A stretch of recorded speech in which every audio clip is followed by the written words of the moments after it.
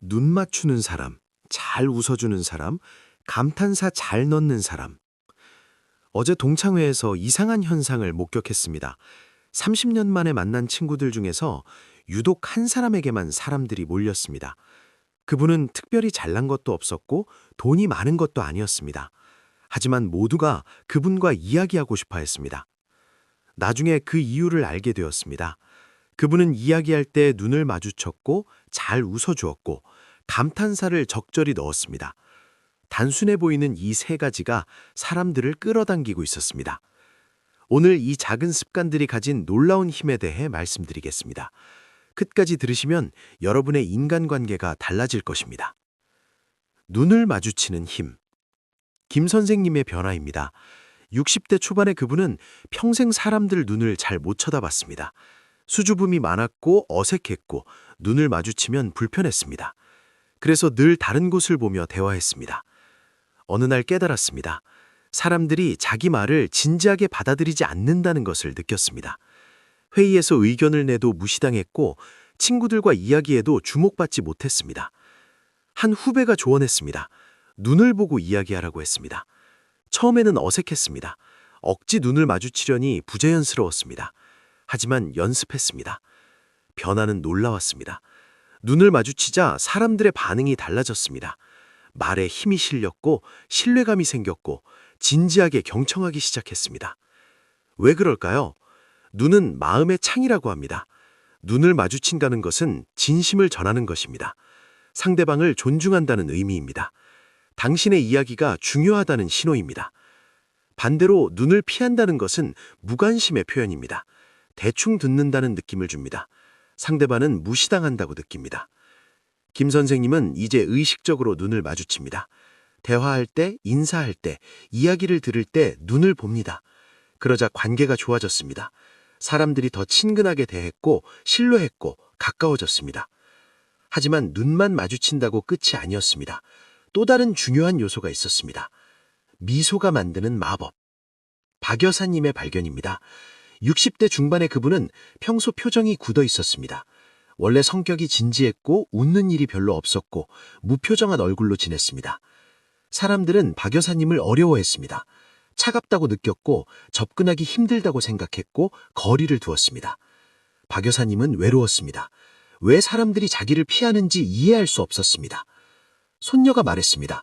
할머니는 무섭게 생겼다고 했습니다. 웃지 않아서 화난 것 같다고 말했습니다. 박 여사님은 충격을 받았습니다. 자기는 화난 게 아닌데 그렇게 보인다니 억울했습니다. 그날부터 의식적으로 웃으려고 노력했습니다. 거울 앞에서 미소 짓는 연습을 했습니다. 처음에는 어색했습니다. 억지 웃음 같았습니다.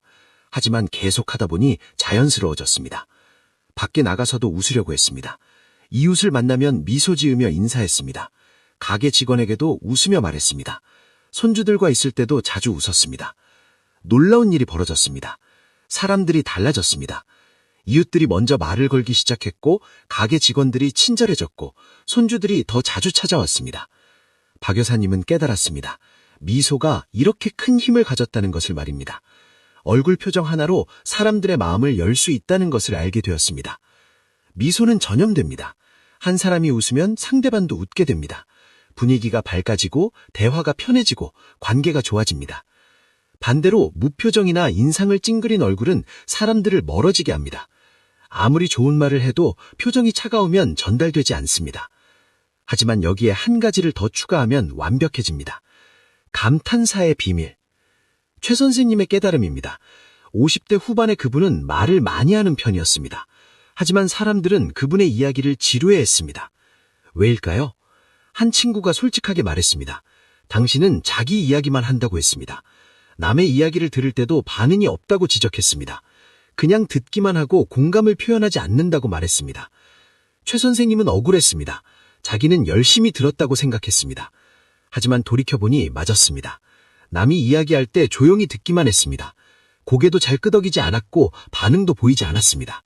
그래서 바뀌기로 했습니다. 남의 이야기를 들을 때 적극적으로 반응하기로 했습니다. 감탄사를 넣기로 했습니다. 친구가 여행 이야기를 하면 아, 그랬어요? 정말요? 대단하네요. 라고 맞장구 쳤습니다. 이웃이 손주 자랑을 하면 어머, 똑똑하겠어요. 우와, 대단한데요? 라고 감탄했습니다. 처음에는 억지스러웠습니다. 과장된 것 같았습니다. 하지만 계속하다 보니 자연스러워졌습니다. 그리고 효과가 나타났습니다. 사람들이 최 선생님과 이야기하는 것을 즐기기 시작했습니다. 자기 이야기를 더 많이 했고 더 깊은 이야기를 나눴고 친밀감이 생겼습니다. 왜 그럴까요? 감탄사는 공감의 표현입니다. 당신의 이야기에 관심이 있다는 신호입니다. 함께 기뻐하고 함께 놀라고 함께 느낀다는 것을 보여줍니다. 사람들은 누구나 자기 이야기를 들어주는 사람을 좋아합니다. 단순히 듣기만 하는 것이 아니라 공감하며 듣는 사람을 원합니다. 감탄사는 그 공감을 표현하는 가장 쉬운 방법입니다. 3가지의 조화.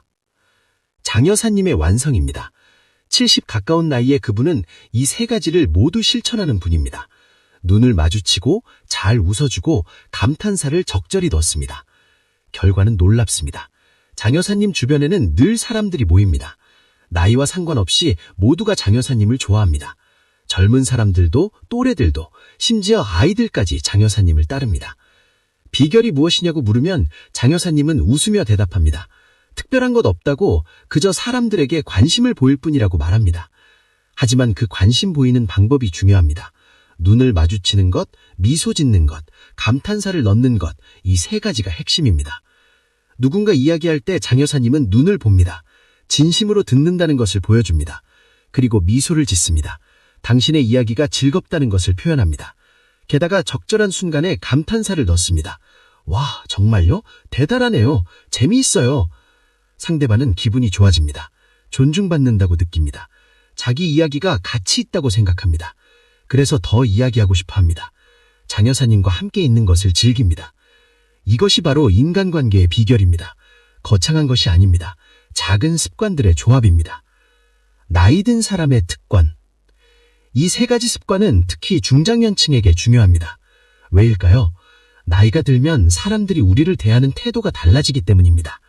젊었을 때는 그냥 있어도 사람들이 관심을 보였지만 나이가 들면 다릅니다. 의식적으로 노력하지 않으면 소외됩니다. 눈을 마주치고 미소 짓고 감탄사를 넣는 것은 내가 여전히 세상과 소통하고 있다는 신호입니다.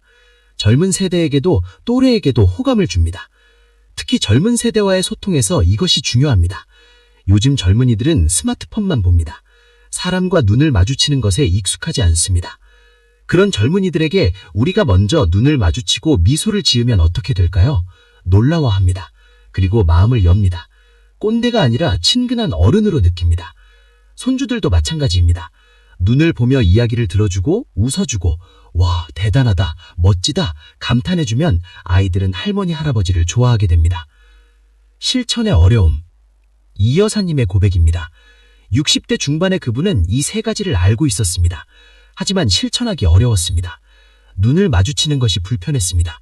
평생 그렇게 살지 않았기 때문입니다.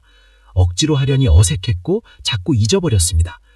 웃는 것도 쉽지 않았습니다. 나이가 들면서 웃는 일이 줄어들었습니다. 걱정이 많았고 건강도 안 좋았고 기분이 우울할 때가 많았습니다. 그런 상태에서 억지로 웃기가 힘들었습니다. 감탄사는 더 어려웠습니다. 나이가 들면 모든 것이 시시해 보입니다. 젊은이들이 신기해하는 것도 우리에겐 평범합니다. 진심으로 감탄하기 어려웠습니다. 하지만 이 여사님은 포기하지 않았습니다. 조금씩 연습했습니다. 하루에 한 번이라도 의식적으로 실천했습니다. 아침에 이웃을 만나면 눈을 보며 인사했습니다. 가게에 가면 직원에게 미소 지었습니다. 친구와 통화할 때 감탄사를 넣으려고 노력했습니다. 한 달이 지나자 조금 익숙해졌습니다. 석 달이 지나자 습관이 되었습니다. 6개월이 지나자 자연스러워졌습니다. 변화도 느껴졌습니다. 사람들이 더 친근하게 대했습니다. 외로움이 줄었습니다. 관계가 좋아졌습니다. 진심이 통한다. 정 선생님의 경험담입니다. 그분은 이 3가지를 억지로 하다가 실패했습니다. 왜일까요? 진심이 없었기 때문입니다. 눈은 마주쳤지만 마음은 없었습니다. 그냥 형식적으로 쳐다봤을 뿐입니다. 상대방은 그것을 느꼈습니다. 오히려 불편해했습니다. 미소도 억지였습니다. 입만 웃었지 눈이 웃지 않았습니다. 가짜 웃음은 진짜보다 못합니다. 상대방은 속았다고 느낍니다. 결과는 참담했습니다. 사람들이 오히려 멀어졌습니다. 가식적이라고 느꼈고 불편해했고 피했습니다. 정 선생님은 깨달았습니다. 기술이 아니라 마음이 중요하다는 것을 알게 되었습니다. 진심으로 상대방에게 관심을 가져야 한다는 것을 알았습니다. 그래서 다시 시작했습니다. 이번에는 진심으로 사람들에게 관심을 가졌습니다. 그들의 이야기를 정말 듣고 싶어 했습니다. 그들의 기쁨을 함께 나누고 싶어 했습니다. 그러자 자연스럽게 눈이 마주쳐졌습니다. 억지로 하지 않아도 되었습니다. 미소도 진짜가 되었습니다. 입술뿐만 아니라 눈도 웃었습니다. 감탄사도 진심이 담겼습니다. 사람들은 변화를 느꼈습니다. 이번에는 진심이라는 것을 알았습니다. 그래서 마음을 열었습니다. 배우자와의 관계. 한 부부의 변화입니다. 60대 중반의 그분들은 40년을 함께 살았습니다. 하지만 최근 들어 대화가 없었습니다. 같은 공간에 있어도 각자 스마트폰만 봤습니다. 아내가 먼저 변화를 시도했습니다. 남편이 이야기할 때 눈을 마주쳤습니다. 예전에는 텔레비전을 보거나 설거지를 하며 대충 들었습니다. 이제는 하던 일을 멈추고 남편을 봤습니다.